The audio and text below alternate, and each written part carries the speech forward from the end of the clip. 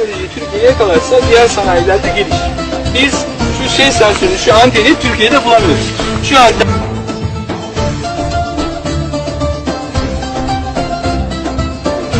Türkiye bu noktada 5 sene içerisinde şu proje desteklenirse